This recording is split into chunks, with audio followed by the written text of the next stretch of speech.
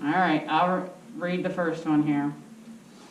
As Jesus went from there, he saw a man named Matthew sitting at the tax collector's booth. "Follow me," he told them, and Matthew got up and followed him. While Jesus was having dinner at Matthew's house, many tax collectors and sinners came and ate with him and his disciples. When the Pharisees saw this, they asked his disciples, "Why does your teacher eat with tax collectors and sinners?" On hearing this, Jesus says, "It is not the healthy who need a doctor, but the sick. But go and learn what this means. I desire mercy, not sacrifice, for I have not come to call the righteous, but sinners." So, who was Matthew? What did he do? Stop. He was eating with tax collectors and sinners. Okay, so Matthew was a Tax collector. Okay? If we read Mark chapter 2, verses 13 through 7, we find out that Matthew's name was actually... All right, I'm going to go around the room here. We'll start in the back. Brady, you want to read for me? Once again, Jesus went out beside the lake. A large crowd came to him, and he began to teach them. As he walked along, he saw Levi's son of Alpies?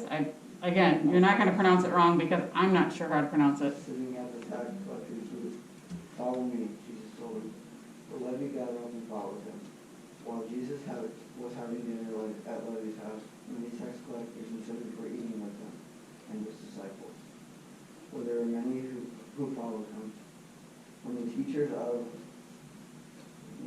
of the law, who are Pharisees. saw him eating with the sinners and tax collectors, they asked his disciples, "Why does he eat with the tax collectors and sinners?" On hearing this, Jesus said to them, "It is not the healthy who need a doctor, but the sick. I have not come to call the righteous, but sinners." Okay, those two verses sounded very familiar that we read, right? Because last week we learned that Mark was written first, and that Matthew then kind of copied Mark, right? So,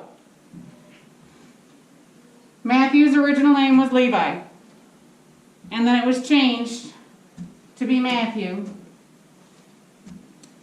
The name Matthew means, does anybody want to Google it and find out?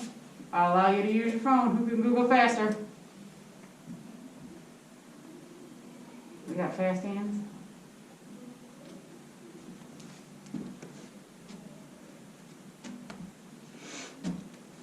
If my phone will. If your I phone's don't gonna. even have a phone. You don't have a phone. Okay, that's fine. Go ahead. It means gift of Yahweh. Yahweh. Yep, Yahweh is actually how to pronounce it. Do you know what Yahweh means? I'll give you a hint. He's working out. It's another word for. Go ahead. It says Yahweh is the name of a state god in the ancient kingdom of Israel. In the ancient kingdom of Israel, okay? It means Lord. It's another word for Lord. Okay? All right, so what lines have we filled out there?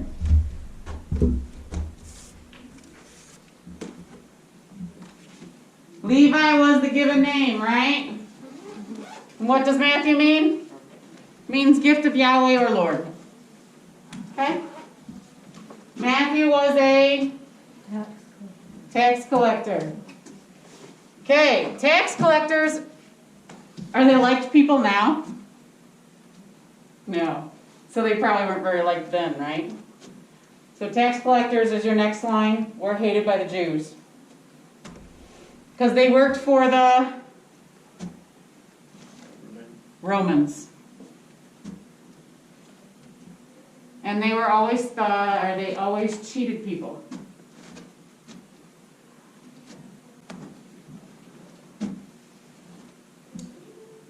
All right. Some characteristics of Matthew's gospel. Simply, why was it written? It was written for the Jewish people. Jesus is their Messiah from the Old Testament, promised from the Old Testament.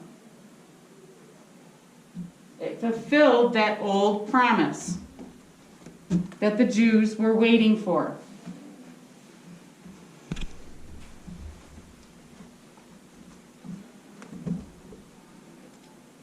Some important parts of Matthew.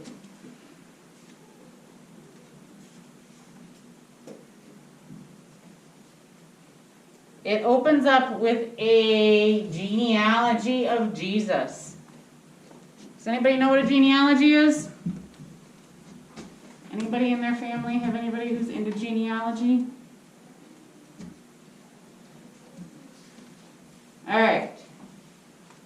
According to Google, a genealogy, a line of descendants traced continuously from an ancestor. Okay, so basically it's your ancestry. When you swab your cheek and you send it to ancestry.com, that's what you're doing. Okay? You're tracing your ancestry. Who does Jesus' ancestry start with? Does anybody know? Look on your paper, Bible verses, and read to yourself Matthew 1, verse 2.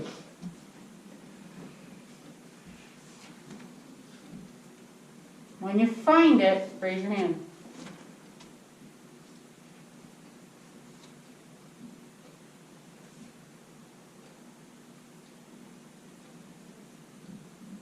It's the very first name. Carly? Abraham.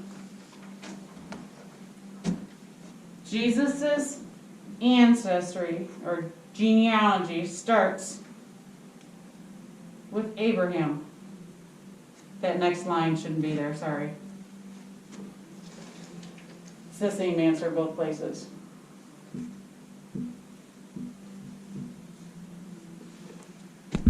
All right, this year we're also going to learn about the Lord's Prayer. It's a good time to learn about the Lord's Prayer because it's in the Gospels. It's only in 2 Gospels. It's in Matthew and it's in Luke. Okay? It's in Matthew chapter 6, verses 9 through 13. Okay? And it reads, "This then is how you should pray. Our Father in heaven, hallowed be your name. Your kingdom come, your will be done, on earth as it is in heaven. Give us today our daily bread, and forgive us our debts as we forgive our debtors. And lead us into temptation, not into temptation, but deliver us from evil, the evil one." We add the end of it. We add the end of it. Okay? Birth of Jesus is then talked about in Matthew chapters 1 and 2. But Matthew is the only one to talk about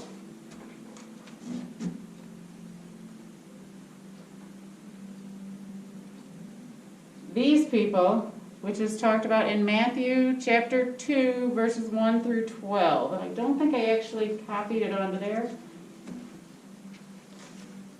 But these people are the last people to come and visit baby Jesus in the manger. Go ahead. The wise men. The wise men.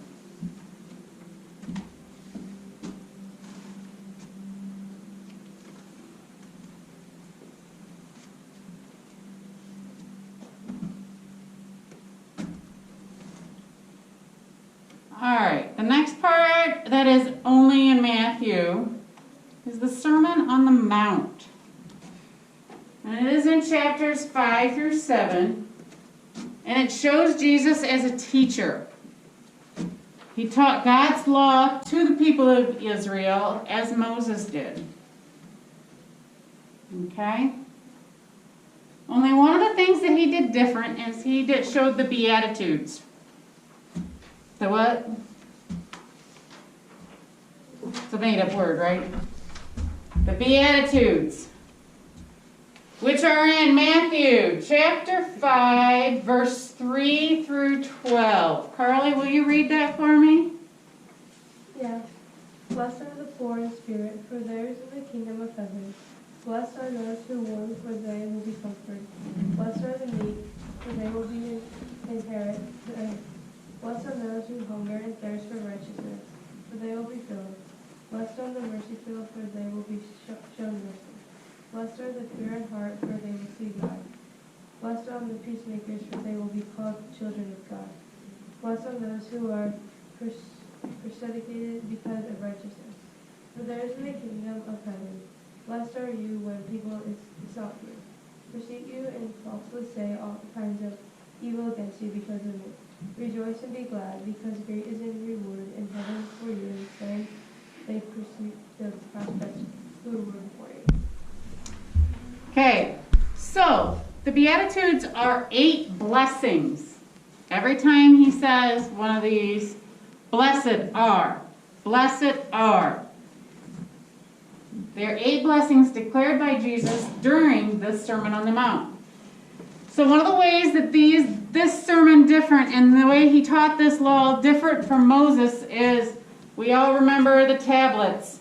And Moses said, thou shalt not. Right? And these were laws, and he was strict, and this is what we're going to not do. And Jesus then came up with the Beatitudes and said, blessed are the poor. And blessed are. So he's asking you to now, this is how we should bless them. So it's a different way of looking at the law, correct?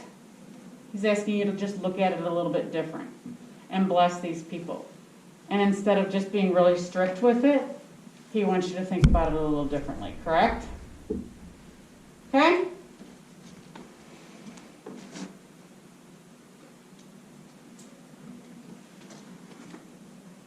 All right.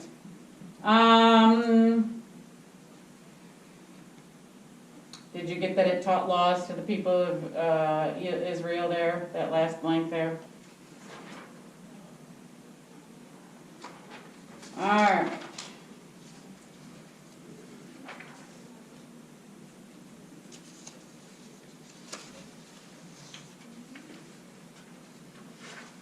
And Beatitudes is the blank where Matthew 5,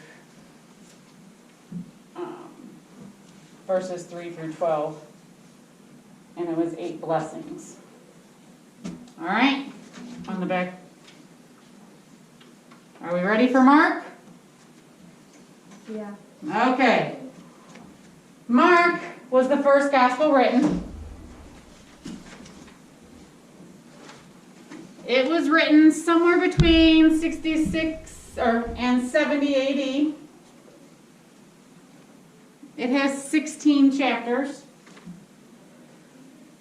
And the author was, take a wild stab in the dark. Mark. And who was Mark? Well, as far as we know, Mark was a friend or a companion of Peter and Paul. He was a writer, and he may have been Peter's secretary. So there is some speculation that the Gospel of Mark may actually have been stories from Peter. But Mark wrote it. Okay? Isaac, can you please read Mark chapter 1, verse 1?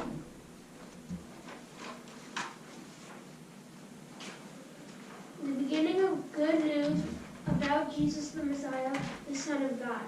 Okay. If you remember anything about Mark, I want you to remember that verse right there. That is Mark's main purpose. The Gospel of Mark's main purpose. The beginning of the good news. about Jesus the Messiah, the Son of God. It is to tell about Jesus and all he did and said.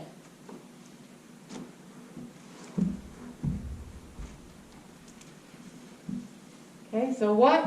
Oops, I'm sorry, I'll let you finish writing.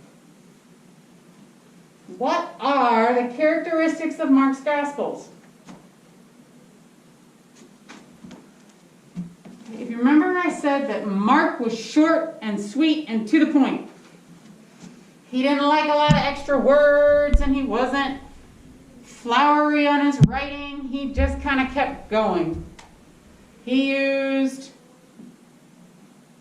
very short words. He did not want to put a lot of extra flowery details into things.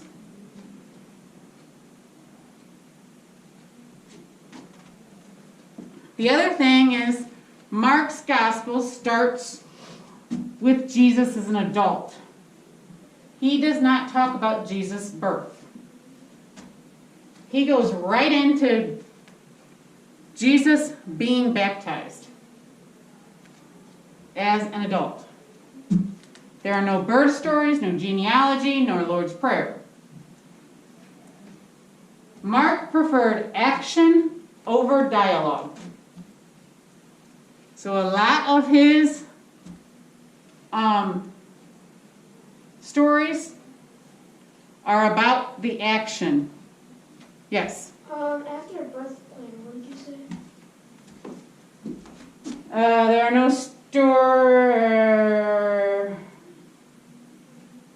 there are, after what? Birth prayers. There are no stories.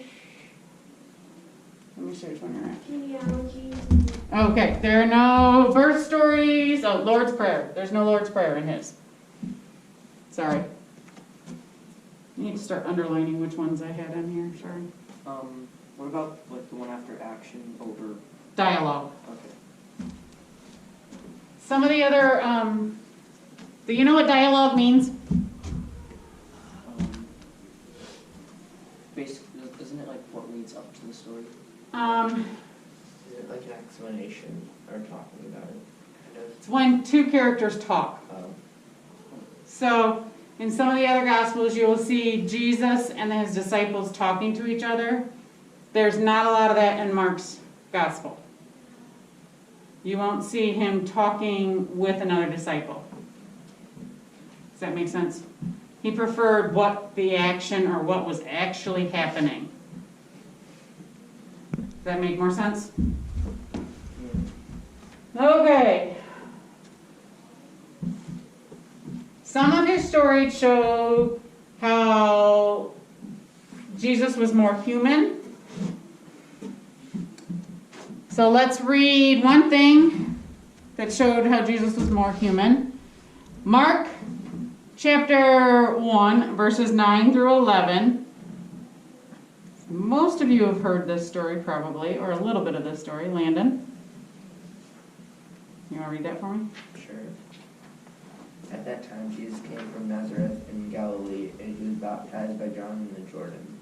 Just as Jesus was coming up out of the water, he saw heaven being torn open, and the Spirit descending on him like a dove. And a voice came from heaven, "You are my Son, whom I love. With you I am well pleased."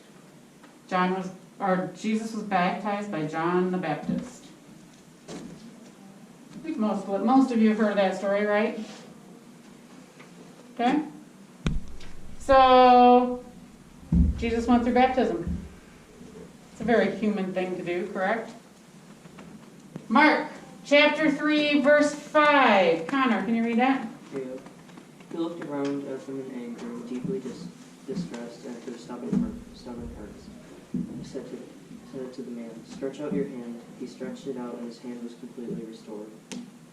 Okay, so what feeling are we feeling? What human feeling is he feeling there? Distressed. Distressed and first line. Anger. Anger. All right, I will read Mark chapter 6, verse 3, or 31, I'm sorry.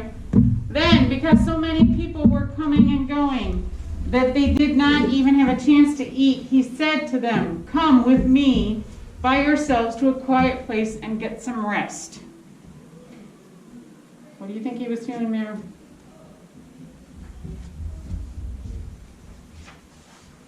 Tired? Maybe frustrated?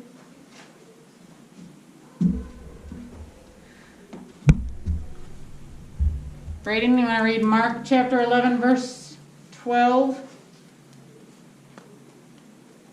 This is an easy one. The next day, as they were leaving Bethany, Jesus was hungry. Pretty easy right there. Jesus was hungry. Okay? We also see the disciples as humans. I'll read this one, it's a little bit longer.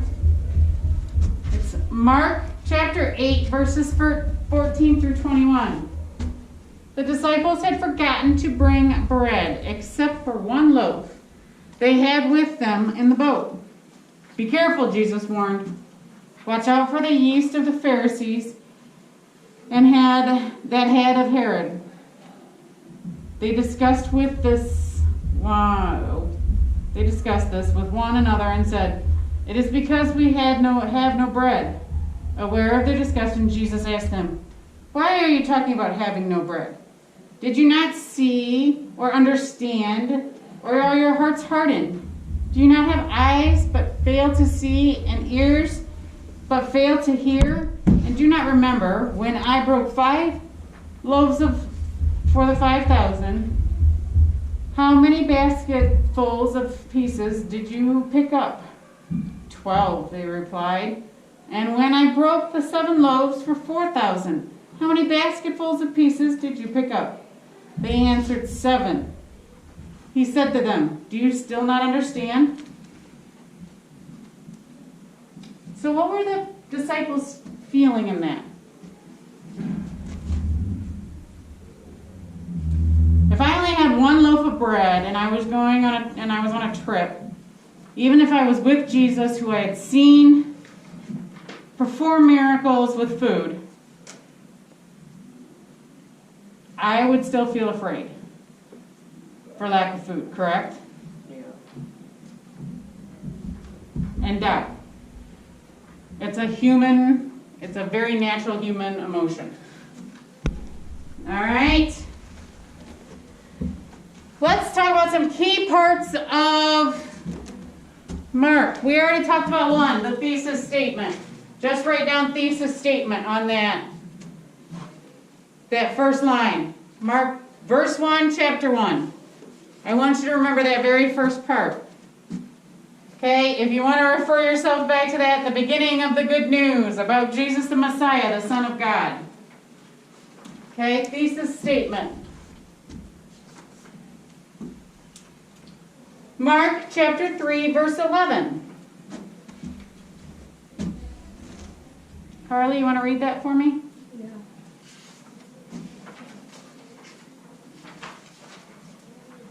Whenever the impure spirits saw him, they fell down before him and cried out, "You are the Son of God." So, impure spirits. It's another word for impure spirits.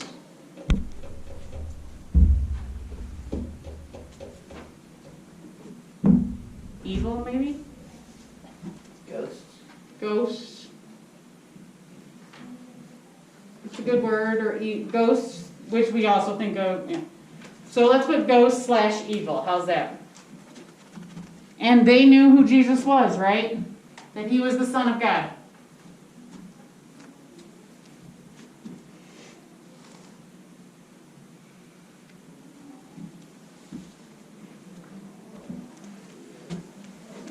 All right, and then Mark 14, verses 61 through 62. Isaac, will you please read that? But Jesus remained silent and gave no answer.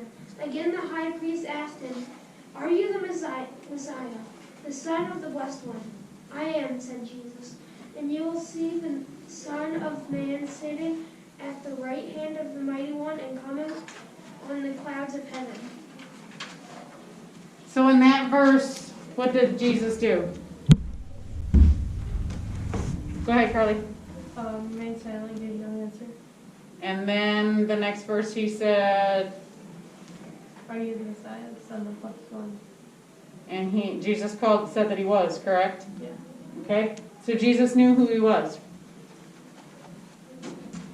He knew he was the Son of Man, or he was the Son of God.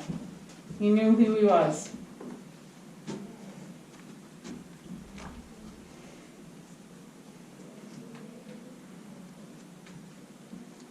Landon, can you please read Mark chapter 15, verse 39 for me?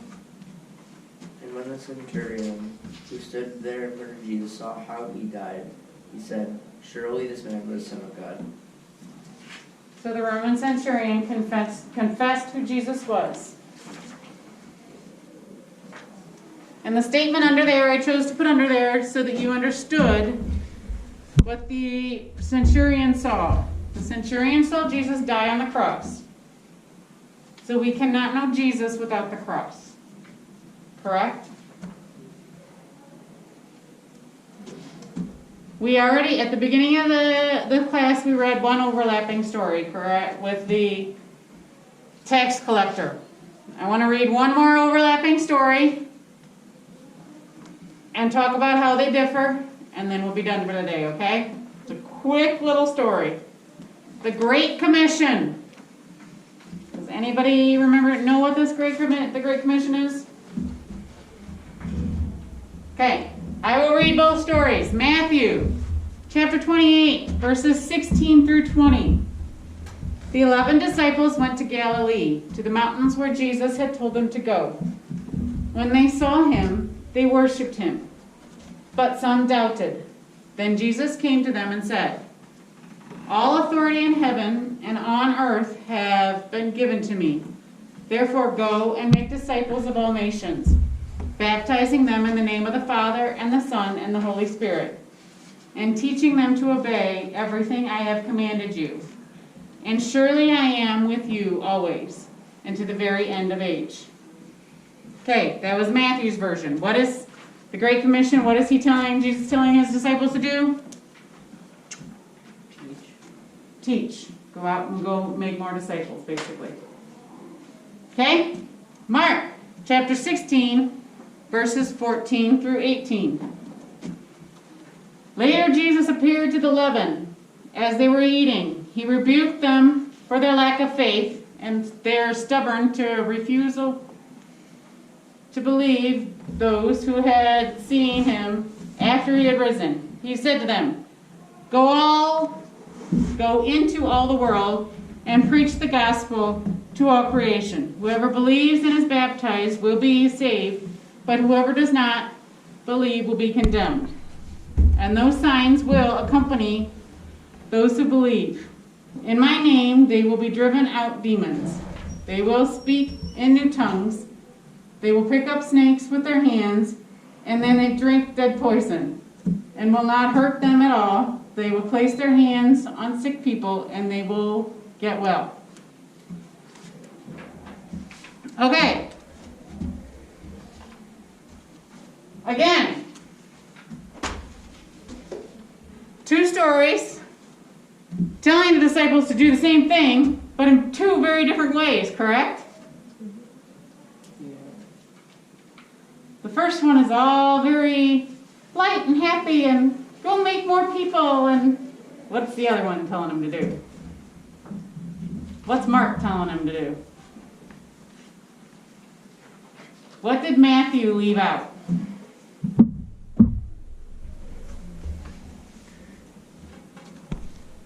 Go ahead, Isaac. He left out the demons. The demons?